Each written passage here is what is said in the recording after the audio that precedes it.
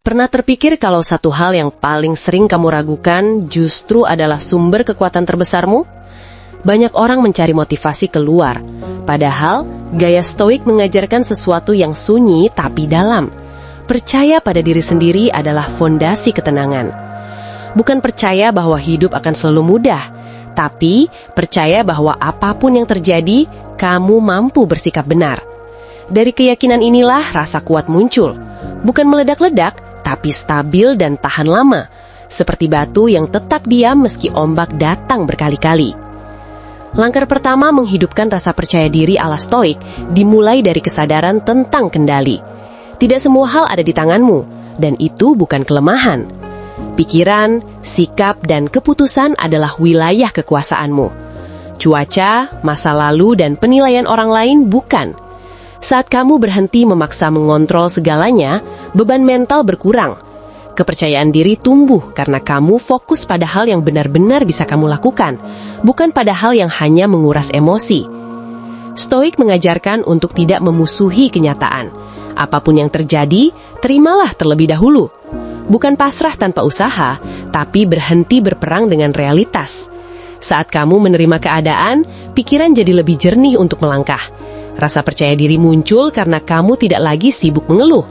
Kamu sadar, setiap situasi, baik atau buruk, adalah ladang latihan untuk memperkuat karakter dan memperdalam kedewasaanmu. Langkah berikutnya adalah melatih dialog batin. Apa yang sering kamu katakan pada dirimu sendiri? Stoik percaya pikiran adalah penentu kualitas hidup. Jika pikiranmu penuh celaan, kepercayaan diri sulit tumbuh. Mulailah berbicara pada diri sendiri dengan tegas tapi adil. Akui kesalahan tanpa menghancurkan harga diri. Dari kebiasaan ini, kamu belajar menjadi penopang utama bagi dirimu sendiri, bukan musuh terbesarmu. Percaya diri tidak lahir dari pujian, tapi dari konsistensi. Stoik menekankan pentingnya tindakan kecil yang dijaga setiap hari. Menepati janji pada diri sendiri, meski sepele, adalah cara menghidupkan rasa percaya. Saat kamu membuktikan pada dirimu bahwa kamu bisa diandalkan, kepercayaan itu tumbuh alami. Kamu tidak perlu membandingkan diri dengan siapapun, karena ukuranmu adalah kemajuanmu sendiri. Mengurangi ketergantungan pada validasi adalah langkah penting berikutnya. Stoik tidak hidup untuk menyenangkan semua orang. Saat kamu melepaskan kebutuhan untuk selalu disetujui, hidup terasa lebih ringan.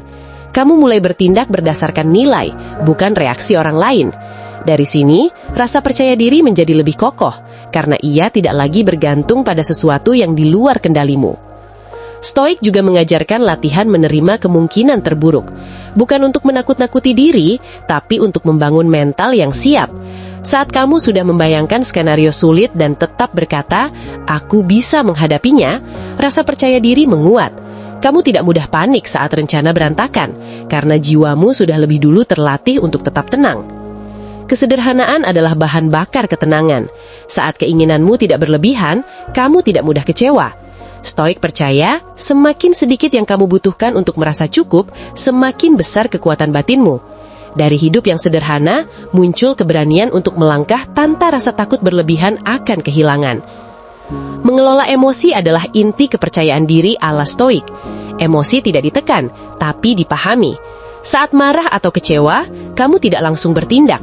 Kamu memberi jarak antara perasaan dan keputusan. Di ruang inilah kebijaksanaan lahir.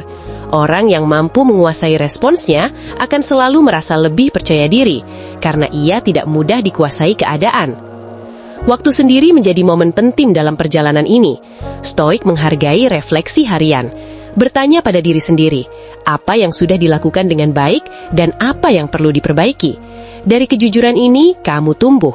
Kepercayaan diri yang sehat lahir dari kesadaran, bukan penyangkalan. Gagal bukan musuh dalam pandangan Stoik. Gagal adalah bagian dari proses menempa diri. Saat kamu berhenti mengaitkan harga diri dengan hasil, kamu tidak runtuh saat gagal. Kamu tetap berdiri, belajar, dan melangkah lagi. Disinilah rasa percaya diri menjadi matang, tidak rapuh oleh satu kejadian. Hidup selaras dengan nilai adalah langkah penting lainnya. Saat keputusanmu sesuai prinsip, batin terasa tenang meski jalan sulit. Kamu tidak lagi ragu berlebihan, karena tahu alasan di balik pilihanmu. Kepercayaan diri seperti ini tidak berisik, tapi menenangkan, baik untuk dirimu maupun orang di sekitarmu. Kerendahan hati juga bagian dari kekuatan. Stoik percaya selalu ada ruang untuk belajar. Dengan sikap ini, kamu tidak takut mengakui kekurangan. Justru dari sanalah pertumbuhan dimulai. Rasa percaya diri yang sejati tidak takut terlihat belum sempurna. Pada akhirnya, percaya pada diri sendiri versi Stoik bukan tentang merasa paling hebat. Ini tentang keyakinan tenang bahwa kamu mampu bersikap benar di tengah apapun yang terjadi. Dengan langkah-langkah ini, kamu membangun kekuatan dari dalam, perlahan tapi pasti. Dan saat dunia terasa bising, keyakinan itu akan menjadi tempatmu berpijak, kokoh dan tidak mudah runtuh.